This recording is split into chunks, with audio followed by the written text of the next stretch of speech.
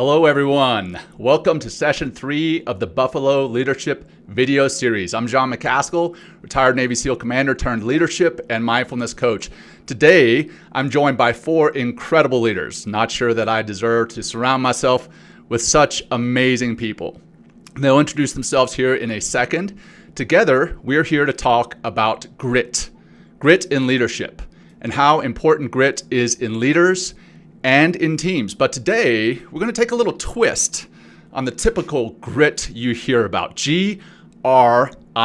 Grit, in this case, is an acronym that represents 4 essential traits that are vital to effective leaders: grace, resolve, intuition, and trust.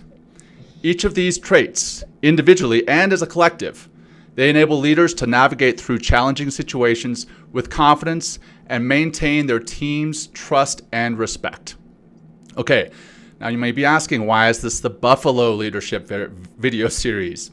Well, the buffalo is different. The buffalo sees a storm coming, and instead of staying still, running away, or going around it, the buffalo runs straight into and through it. And we are here to help you do the same, to run straight into and thrive in any and every storm. We are doing this video series, and we are running a leadership conference here in Colorado Springs, July 21st, 2023 at the Glen Erie Castle. Text the word Buffalo to 33777.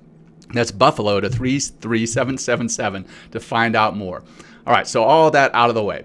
Buffaloes, please introduce yourselves. Let's start with Theresa, and from there, Theresa, hand it off, and last one, hand it back to me. Theresa, over to you. Right on. All right, hello everyone, welcome. My name is Theresa Larson. I'm a doctor of physical therapy, Marine Corps veteran. I'm a warrior through and through, and I'm a mother of 2 little boys. I have an amazing husband, and I run a business called Movement RX. I'm the founder and president of Movement RX, and we basically provide wellness and well-being content to organizations across the globe, and it's very fulfilling. And I moved my family recently to Southwest Colorado, and so we run all of our operations out of here at a grid coordinate I will not disclose on this amazing video series. But I'm very honored to be one of the co-founders of this Buffalo Leadership Academy and provide this incredibly valuable and unique content to leaders. So I will kick it over to you, Dr. Travis, Dr. T, the other Dr. T. Thanks, Dr. T. So yeah, I'm Dr. Travis Hearne, and I will throw a disclaimer out there. And we do know that it is also known as the American bison and not just the buffalo. We've had several people come up to us and tell us like what a buffalo actually is, and it makes a lot of sense. So the buffalo that we talk about here and the American bison are one and the same. So again, Dr. Travis Hearne, I am in Colorado Springs, Colorado, and just love working with all these fine people. It's amazing. I run a leadership training and keynote organization called Titanium Leadership Coaching and Consulting, where we work with leaders to just thrive through storms, to be better than they were yesterday, to be better than they were this morning. So real passion for leadership. I'm a Marine Corps veteran as well, just like the other Dr. T. Back and forth to Iraq and Afghanistan, much like a lot of these people. And I'm grateful to be here. And with that, I am going to pass it over to Lara Jones. Thank you, Dr. T. Well, yes, my name is Lara Jones, and I am the founder and CEO of Be a Legend. We are a leadership sales and marketing company, and we enhance leadership performance, sales performance, and also have many different marketing strategies and help on that level with any size of organization. It keeps me very busy, but I'm also trained as a neuroscience coach, and I help a lot of executives get to the next level, enhance their performance on an individual basis or as a team.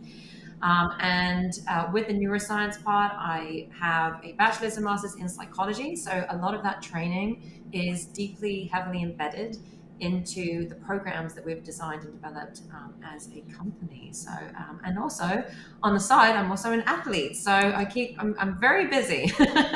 And with that, I am going to pass it over to Phillip. Hey guys, welcome. Thank you for joining us. My name is Phillip Koontz. I am a former Navy SEAL combat veteran, For the last 9 years, I've been a public speaker, author, and an executive life and business coach. I live out here in beautiful Monument, Colorado. I was wearing flip-flops yesterday and I'm in a coat today. So that's typical weather here in Colorado. Great to join you guys. I'm a husband and a father of 5, thrilled to be on this team, and just really excited for our topic today of grit, and learning a lot from these powerful leaders that are on the call. So John, I'll pass it back to you, my friend. Yeah, thanks, brother. And as I mentioned in the opening, I'm Jon Macaskill, retired Navy SEAL commander, turned leadership and mindfulness coach. And I too live in Monument or Colorado Springs area, and I too was rocking flip-flops yesterday and rocking a winter coat this morning. So crazy weather. So anyhow, guys, so honored to be working with you all. So honored.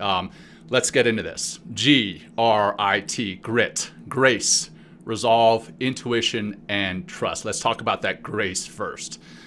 Grace, I feel, is an essential aspect for leaders. It involves being kind, empathetic, compassionate, treating others with that respect in all situations, even those challenging situations. We always hear of leadership challenges. Well, I tell you, being graceful in all situations, that in and of itself is a leadership challenge.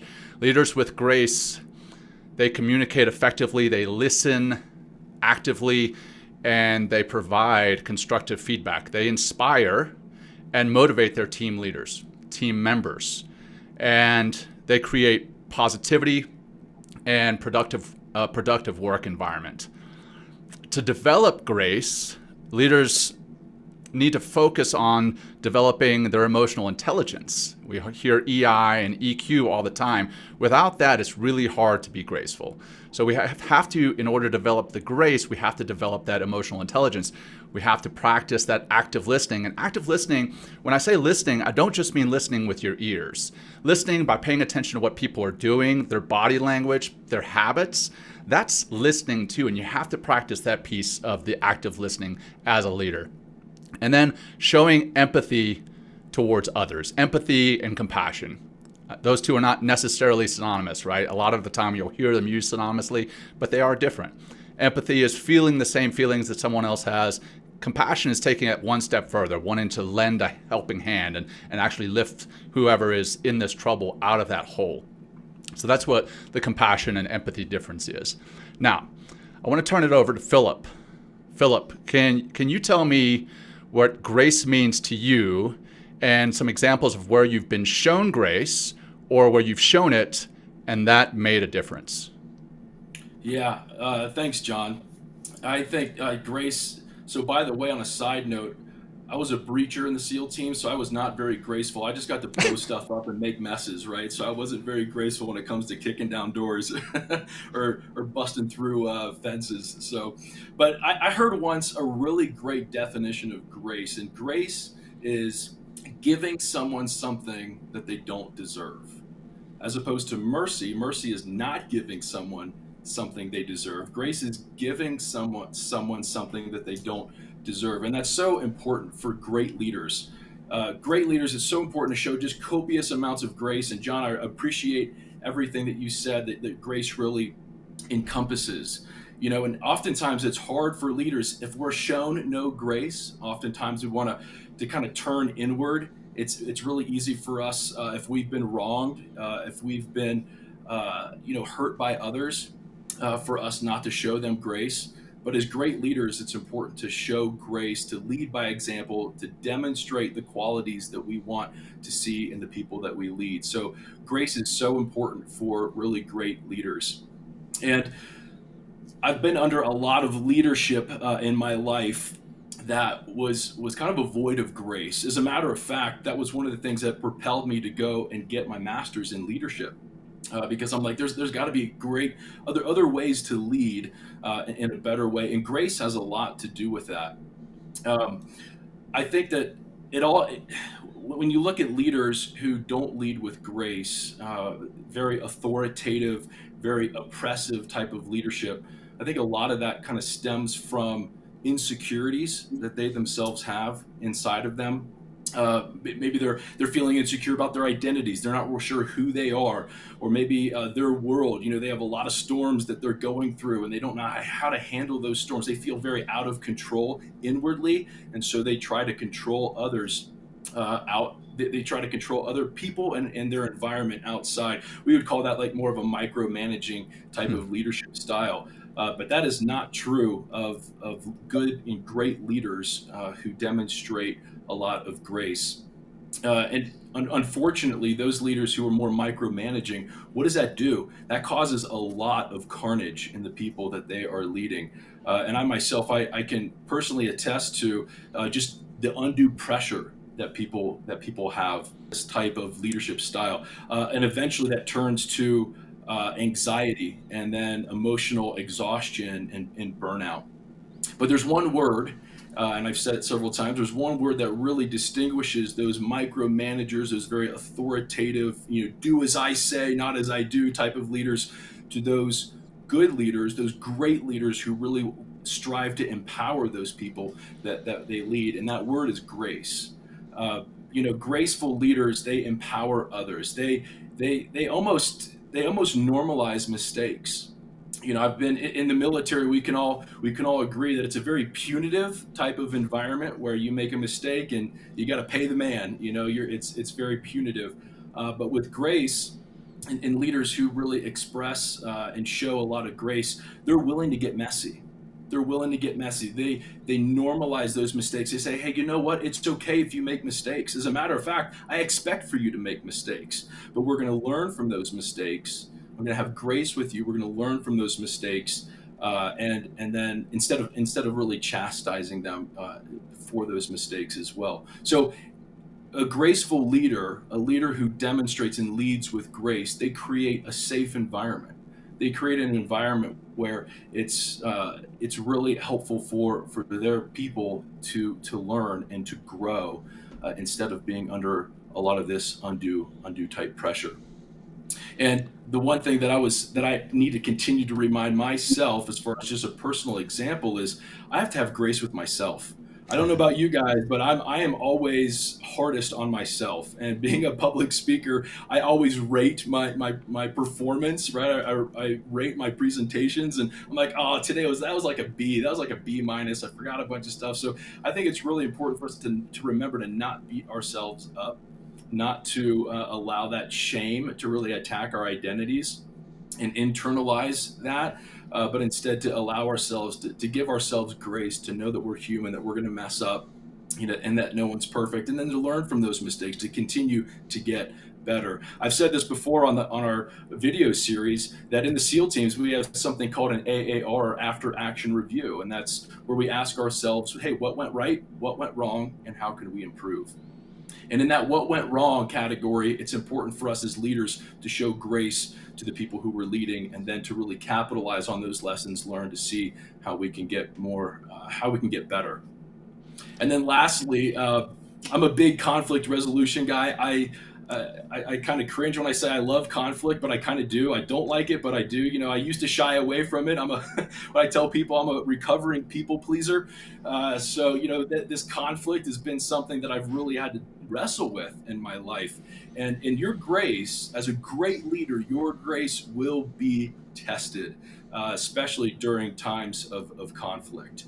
And like Jon said, just a lot of empathy, a lot of active listening, good active listening techniques. There's a lot of people out there that think they're great listeners.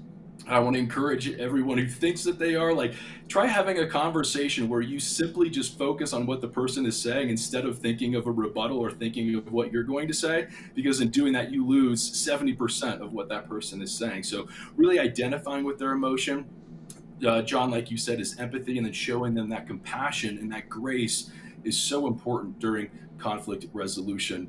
And then lastly, I was just going to say that grace, for those people who are maybe grace skeptics out there, or tend to lead with a heavier hand, grace is not an excuse. It's not excusing bad behavior.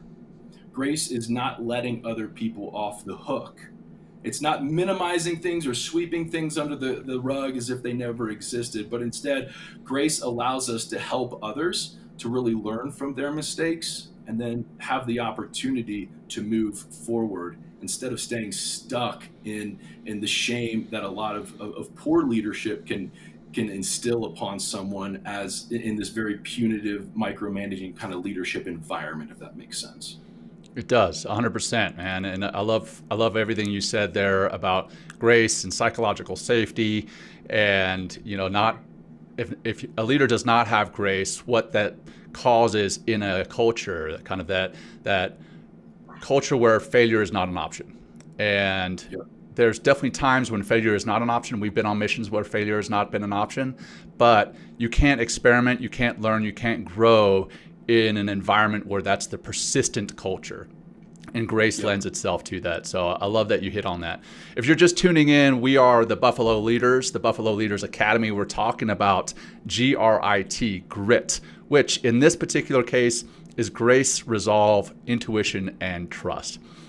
Phillip Koontz, my brother from the SEAL teams, just covered grace, and we're now going to jump into resolve. So leaders with resolve, they demonstrate that strong determination, courage, persistence. I know Lara, she's got the lion back there. That is resolve, always sticking to something. So they set that clear vision, that plan. They plan strategically. They execute their plans with confidence. Leaders with resolve, they do not give up. They don't give up easily. They don't use setbacks as excuses. Rather, they use them as opportunities to learn and grow, to develop resolve. Leaders should focus on developing their resilience, their mindset, and their goal-setting skills.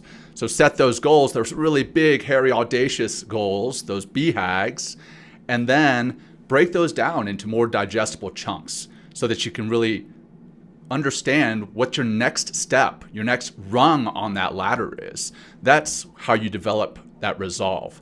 Now, let's go to Theresa. I've read your book, Warrior. I know that you demonstrated resolve and you continue to demonstrate resolve daily. How has resolve been a part of your life, and how do you feel leaders can enhance their resolve?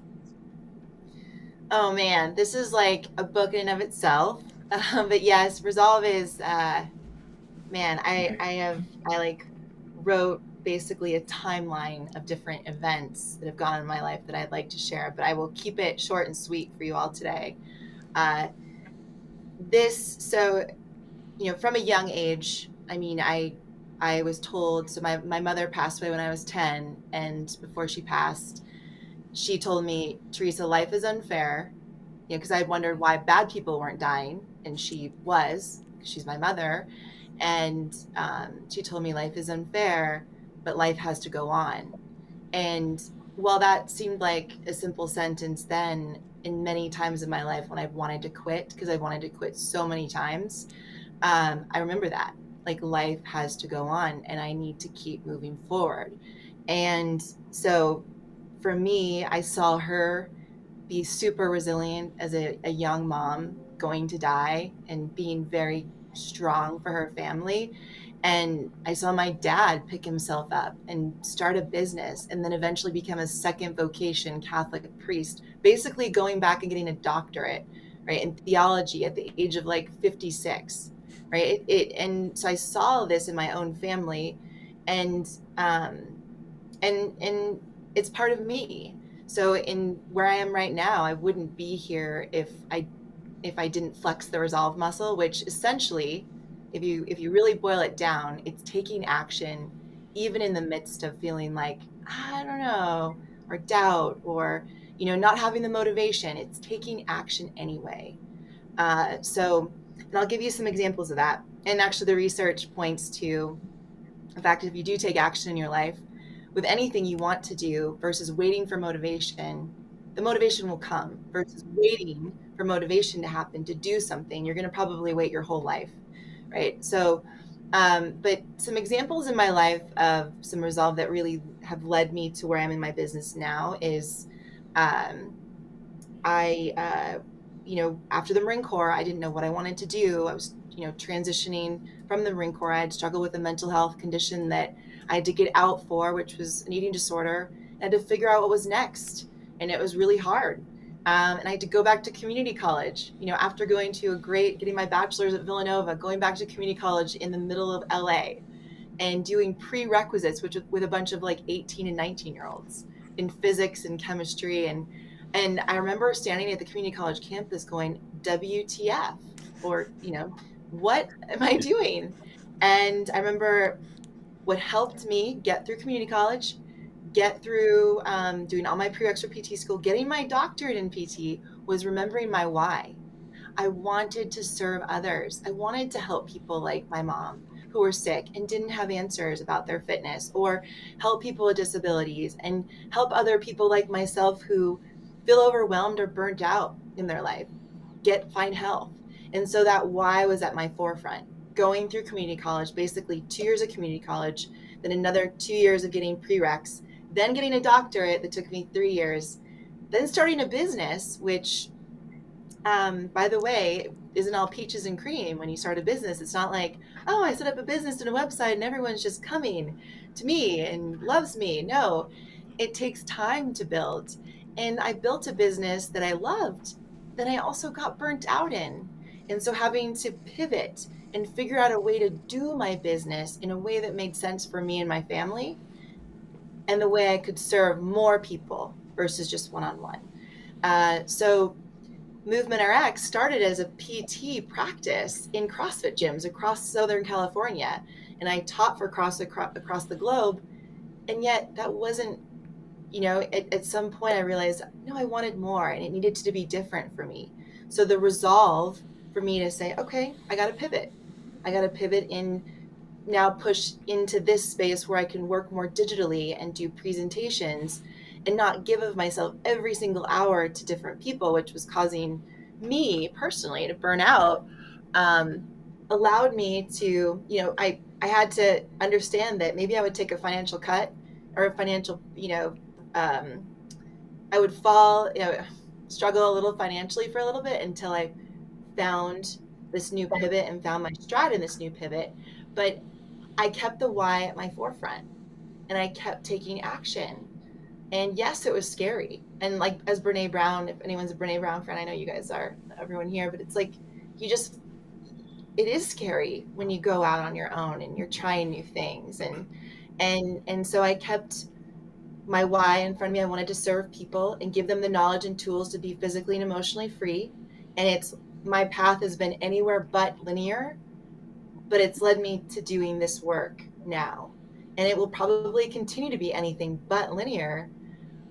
However, along the way, every failure, I've chosen to look at it as growth. And while it's been very hard, it's like every failure point I've perceived or pivot point, it's like, okay, I'm still moving forward. Life must continue to go on. I still have my why in front of me and I've got a healthy family, right? So the resolve has been a big part actually of how I'm here. And it's, and I go back to that quote by Rocky Balboa. It's like, it's not how hard you hit, but how hard you can get hit and keep moving forward. I mean, shoot, running a business and working to really impact people in a way that isn't really yet being done, like what we're doing with the leadership, the Buffalo Leadership Academy, you're going to take a lot of hard hits. And it just is the way it is. And growing a business, growing a family, there's going to be a lot of hard hits, and you got to have grace to keep moving forward, grace with yourself, grace with others, so you can forgive and let go. And because grace, as you were sharing, Philip, like, you have to be able to have the grace to love and let go, because if you don't, you're going to be stuck in the past and stuck in your failures, perceived failures, and you're never going to move forward. And so now I'm like, bring it. Bring on the hard hits, because I'm moving through it.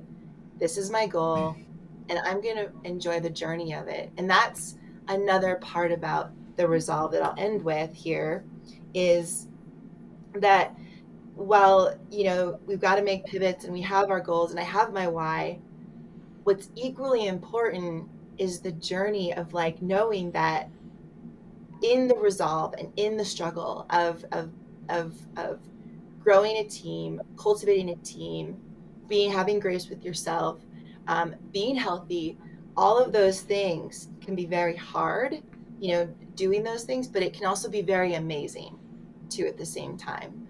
And the two don't have to be separate. It's like the journey can be amazing, and enjoying the journey is a part of it. Enjoying the journey of the struggle. Like the fact that, just a family example, getting my kids ready can take forever because they're 2 and 5, but that's the journey. That's the struggle. It's like, that's the beauty of life. The struggle of, okay, you know what, this isn't going to work and the business isn't going to move the needle. I got to pivot this way. That's part of the journey, beautiful journey, the hard and the amazing part, versus being like, oh man, I wish that didn't happen to me. Why is this happening again? Versus like, all right, this is happening and life is also really amazing. So that's what I got to say about resolve. I love it. I love it. And I love that you brought Rocky Balboa into the conversation. I mean, come on. I'm a fan of that quote and everything Yes. boxing. So, and I like to think of resolve as the combination of grit, not the acronym that we're talking about here, but the word grit, and resilience. And I love everything that you talked about there, because everything you discussed did involve a piece of grit and a piece of resilience, and that's resolve. So I love that. And again, for those of you who are just joining us, if you don't know what we're talking about, or if you don't know who we are some members of the Buffalo Leadership Academy, and we're talking about grit, but not your typical way of looking at it. G.R.I.T. That's grace, resolve, intuition, and trust. So we just had Theresa cover the resolve piece, and this is going to be available later for everyone to watch, but we're going to move on to intuition now. So intuition, it's defined as, if you will, the ability to understand and perceive situations beyond the surface level.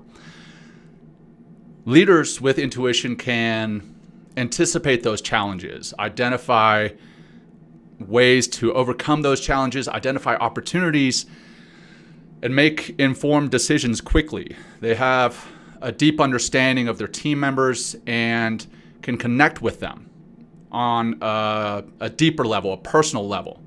To develop intuition, leaders have to focus on developing their self-awareness, coming back to the EQ and EI that we were talking about before, the grace. Something that I love talking about, mindfulness. You have to work on being mindful. And I don't necessarily mean meditating, but just being present in the moment, aware, self-aware, and aware of your surroundings.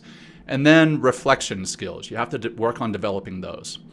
So to discuss the intuition a little further, I'm going to turn it over to Lara. Lara, in your experience, where does intuition come into play as a leader, and how would you recommend someone develop their intuition?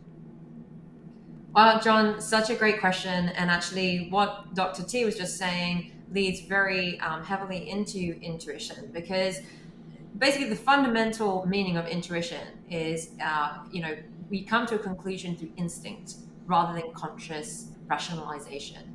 And I think where, there's a lot of leaders out there that obviously very logical thinkers, and you have to rationalize what you're doing and look at it on paper and say, okay, is this the right decision I'm making? But there's other times and other decisions where sometimes you have to go with what your gut is telling you. And that comes, to intuition. And it's not being afraid to make a decision based on that instinct. And a lot of that comes from trusting yourself. And obviously that's going to come from experience as well, but it's trusting yourself and just making, like you just said, John, making that assessment of a situation very quickly. And one of the tools and ways that I actually do it, just to give you a bit of personal example here, is I'll very quickly, if a situation comes to fruition, or maybe there's some unexpected challenge that comes up, whether it's in business life, even personal life, and you can very quickly visualize what the outcome's going to be depending on which route you take.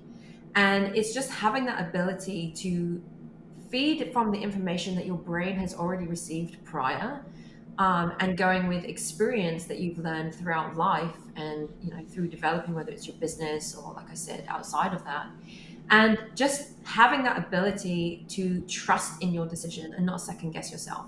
That's where a lot of people will go wrong, is they'll second guess themselves and they won't go with what their first decision was, which often in times is actually the right decision, because it's the one that comes from the gut, right? And so in other words, what I'm trying to say here is having that intuition is going to give you the ability to just understand something without the need to rationally think it through. And so, relying on your instincts, solving problems quickly, just using that, what we call our inner guidance, if you will.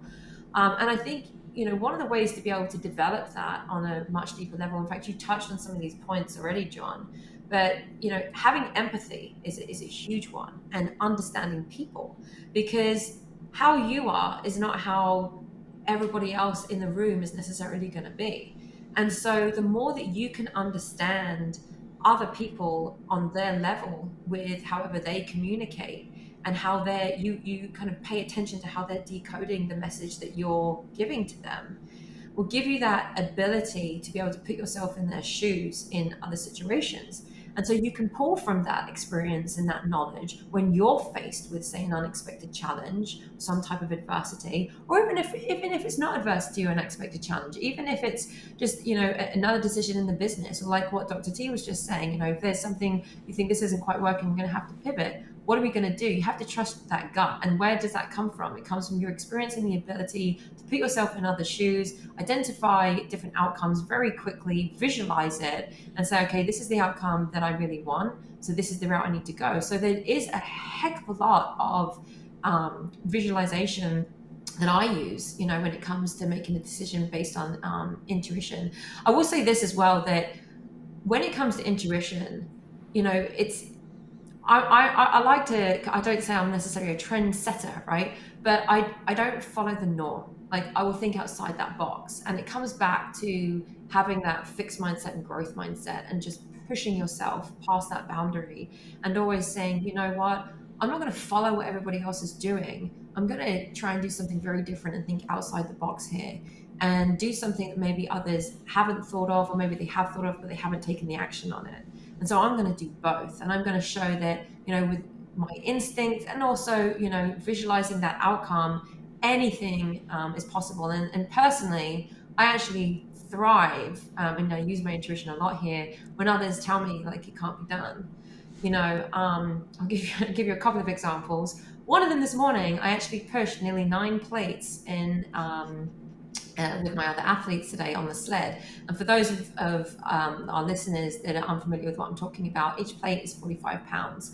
The sled is about 100, so it's around 435 pounds or something I pushed this morning, close to. And it's interesting, because I think there were others that maybe thought, well, she might not be able to do that. Maybe I'm not as strong as some of the others. I don't look as strong as some of the others. But I'll tell you this: you put your mind to anything, and you just know in your gut that you can do it because you visualize yourself doing it. I mean, I got on that no problem, and I pushed it. And I want to give a real life example of where intuition actually made me who I am today.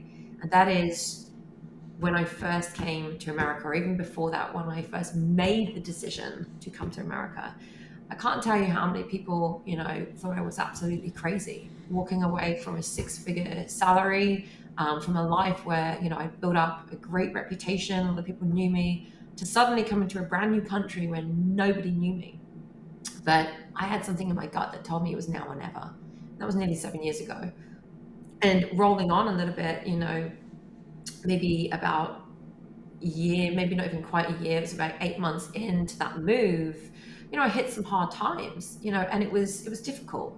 And I came to like a crossroads in my path where I thought, I got to make a decision here. And, what do I do? Like, on paper, everything's telling me to just go back to England. But my gut and my instinct was telling me, you're not going back. You're going to stay here, and you're going to follow that dream and that vision. And even though there were so many others out there that just said, Lara, just come back to England. You could walk into a 6-figure job, everything's going to be fine. And like Dr. T said,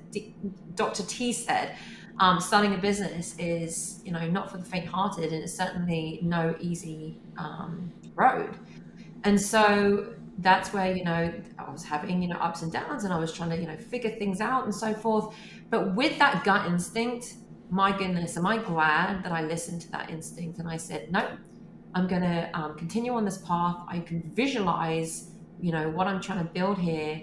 And I wanted to build this empire and all these different avenues of the business that's going to really impact not just companies, but individuals, and, whether it's in their personal life as well as in their business life, and teams, and help people be able to communicate better and enhance their performance in no matter what area of their life, but predominantly I focus on, leadership. And if I hadn't done that, I wouldn't be sitting here right now talking with all of you and talking to our listeners. I'd probably be back in England in some job that I probably would regret, making a decision of coming back. So, in other words, being an intuitive leader, like what I just displayed there with my own personal experiences, you've got to have that higher sense of empathy, right? You've got to be able to you've got to have the ability to put yourself in other people's shoes. You've got to have that self-awareness that you mentioned, John, and you've got to practice that mindfulness and being present, not always just focusing on the future, but actually being present in that moment. And you've got to absolutely have focus. You've got to be laser focused and dialed in with what you're doing in that moment. And, just to add a couple more things to that, if you're able to do that and pull from various experiences in your life, from prior knowledge that your brain's got, and just making that decision quickly, not second guessing yourself, and just piecing it together very quickly. And you do practice that mindfulness that we talked about every day, and being aware of your situation and your surroundings and your environment. That's just going to allow you to have more access to that intuition, and just evolve your thoughts and break out of that comfort zone. And ultimately, that's going to be able to help you assemble a team much more quickly, and inspire them to work together to find solutions. So you can speed up response times as well, and you'll develop that very deep sense of knowing, if that makes sense. So yeah, to answer the question, that the last part of how do you do that, it really comes from experience, practice, and you got to learn, and also take on constructive feedback. Don't be afraid. With that, take the constructive feedback on. And I'm just going to end with step out of your comfort zone every day. That's right. Laura asked me a few weeks ago. She drew a couple of concentric circles, and inside the middle circle was your comfort zone. She said, "How do you feel when you're inside this comfort zone?" And I think she expected me to say, well, I feel like I'm loving life and I'm very comfortable and happy. And I said, you know what? I feel uncomfortable in my comfort zone.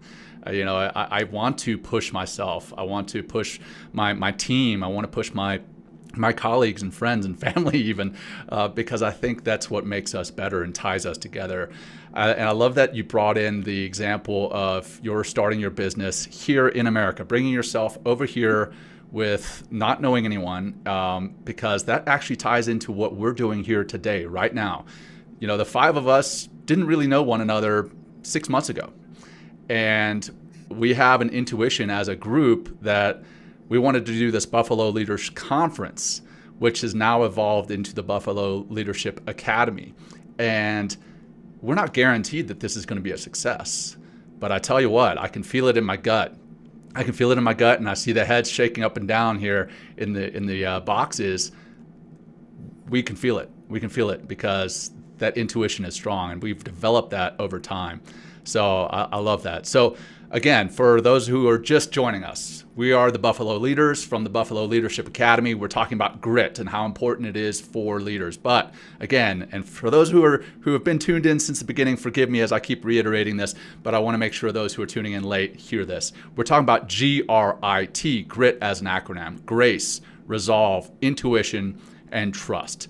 So Lara, thanks so much for what you just covered on trust. And now we're going to get into the foundation of so much leadership, the foundation that I honestly think a lot of the grace, resolve, and intuition is built upon, and that is the trust. So no pressure, Travis, when I turn it over to you here in a second, because it's the foundation, or at least I believe it's a big foundation of so much. So let's talk about trust. As I mentioned, trust, foundation of any successful team. With Philip and myself, when we make entry on a room that's going into, shoot the enemy potentially, we line up with other people with weapons behind us. And we enter this room trusting that, one, they're not going to shoot us in the back, and two, that when we enter this room, they've got us covered. They're going to shoot the enemy. They're going to neutralize the enemy as they're potentially looking to neutralize us. And we trust that they've got that zone of the room or the area covered. So trust in the SEAL teams is huge, not just as we're entering a room, but also with our gear, right? And Philip, I can see you smiling already. We have these rooms that are just full of cages of our stuff. And they've got locks on them, and you can lock them. But more often than not, you walk into these rooms that are just giant locker rooms, and these cages are left open with all our gear there because we trust one another. We trust one another, and we can do that. And that trust bleeds over from the locker room and from lining up in the stack outside the room before we take it into everything that we do, into our lives. So leaders who prioritize that trust building, they create that safe and secure work environment. Philip touched on that before, that psychological safety and how important grace is in developing that. Leaders with trust are transparent. Lara touched on having that beginner's mindset or that growth mindset, that versus that fixed mindset. The fixed mindset, the people are not willing to admit that they don't know everything. They want to be the smartest person in the room, or at least be perceived as the smartest person in the room. So we have to be transparent. We have to communicate openly, and that's both ways, and demonstrate integrity in our actions. One of the first things we learn when we go through military training is integrity. If you ask most people out in town, hey, what values do you see in a military member? You're going to see courage, honesty, integrity mentioned quite often. So we have to have that integrity demonstrated, not just in what we say, but everything that we do. And then they're also accountable for their decisions and take ownership of their mistakes. I know Philip always likes to say, hey, what's the 3 words that are so important in the SEAL teams? I screwed up, right? Admitting that you've made some type of mistake. That shows that you're open to being vulnerable. I see mentioned over in the comments here, grace is not a sign of weakness, grace is a strength. Well, vulnerability is a strength as well. So we have to be able to admit and own up to our mistakes. And then finally, we need to focus on building that strong relationship with our team members, setting clear expectations, and then leading by example. Not ever asking our people to do something that we're not willing to do ourselves. All right, now, Travis, you're about to be in the spotlight. Trust is something we really try to live and breathe in the military, as I mentioned. And sure, there are definitely those who do not live up to that, do not exhibit it. But for the most part, the military really tries to instill that sense of trust in all of us. What general examples do you have of trust deepening your faith in a leader, and or the opposite? And how does one build trust? Yeah, John, no, I'm glad you saved this last one for me. This is huge for me. Trust is like without trust, a leader really has nothing. So in the Marine Corps, Dr. T, the other Dr. T, our motto is Semper Fidelis. So what that translates to is always faithful, which can be very, very synonymous with trust. And my battalion commander, when we were in Iraq and Afghanistan, I showed up to our unit, 1st Light Armor Reconnaissance Battalion, as this 23-year-old, wide-eyed, didn't have a clue what I was doing in life in general, but I was a Marine and I was ready to go wherever that go may take me. And I met our battalion commander, I didn't know him from anybody, but he was in charge of our entire battalion. So just looking at him, he just exuded this power that you would think of in a Marine Corps lieutenant colonel. But there was something different about him as well. You could tell that he really truly cared about us. He cared about what we thought. He cared about the mission incredibly. And as we started doing workups, as we worked up towards Iraq, he was out in front, always leading, always talking to the people. He was never the guy that would sit in his war room, as they call it, and just kind of play chess with our lives. He was there. He was talking to us about it, and we went to Iraq, and it was just this sense of like, okay, he's been here, he's seen it, we've seen him putting in the work, we know we can trust him. So carry on to Afghanistan another year later, the same thing, and it even increased. Just you could tell the kind of leader he was, the kind of integrity that he had as a leader.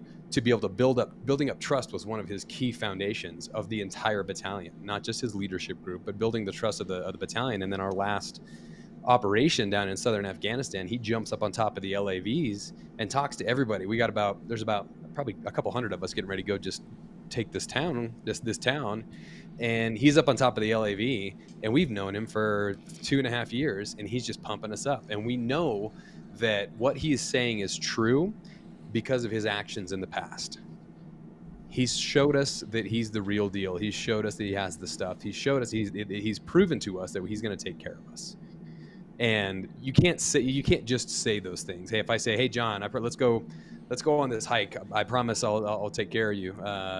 Just take my word for it. Like, no, that's not going to happen. But if we've trained together, if we've built up a relationship, if I've gone with you on training hikes, then you're going to trust me.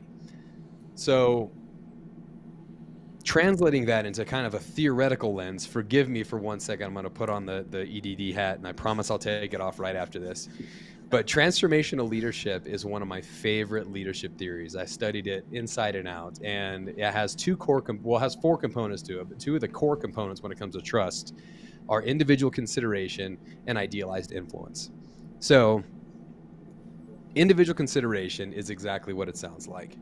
As a leader, you need to be able to individually consider each of the people that work for you, what they need, how they need it, and how they like to receive information. You have to individually consider each person and how they need to be led, and then lead them in accordance with what the organizational structure and everything else is, in accordance to what they need. Always looking out for what's best for the team. And then we talk about idealized influence. Now, idealized influence it's this who you are on and off the battlefield, in and out of the boardroom.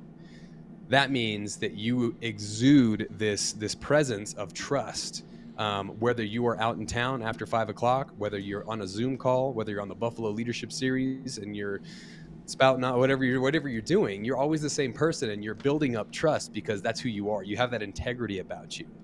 And really, without those two idealized influence and individual consideration, those two key ingredients to building trust on a team, it's incredibly difficult. You have to know your people.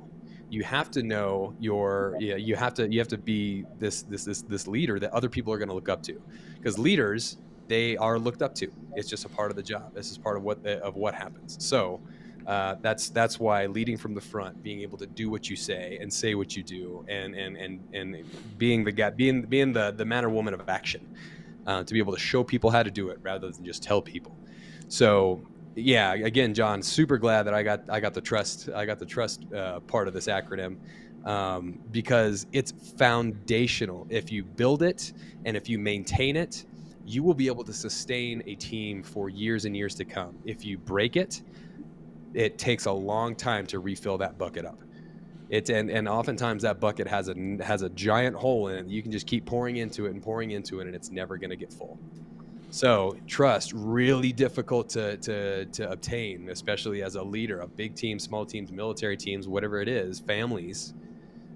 Really hard to build up and maintain. But in the second it's lost, almost impossible to get back.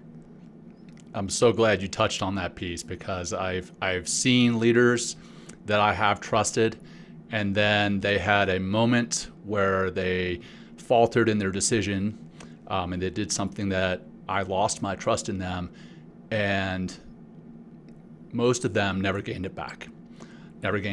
Because, like you said, there's a hole in that bucket, and I love that kind of visualization there. So this has been amazing, guys. What you've shared today here, it's invaluable. Your insights, your experience, your knowledge.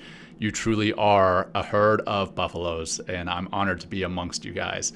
For the audience today, grit, G.R.I.T. That's what we're talking about. The grace, the resolve, the intuition, the trust, G.R.I.T. That's capturing the key traits, or what we feel are some of the key traits that leaders need to be effective. And by developing that grace, that resolve, that intuition, that trust, leaders can navigate through those challenging situations, those storms that we talked about. You can run into that storm, and not just run into that storm, but run into it and thrive in it. You inspire your team members, and then you create a positive and productive work environment. For those of you who joined us today, we hope you've enjoyed your time and that you've taken something away from this. If you'd like to know more about what we're doing as a team and about the Buffalo Leadership Conference, text the word Buffalo to 33777. Again, that's Buffalo to 33777. Thank you guys so much. You're an amazing team. And again, I'm honored to work with you. And for those who tuned in, thank you all and have a wonderful day. Take care. Thanks, y'all. See you guys. God bless.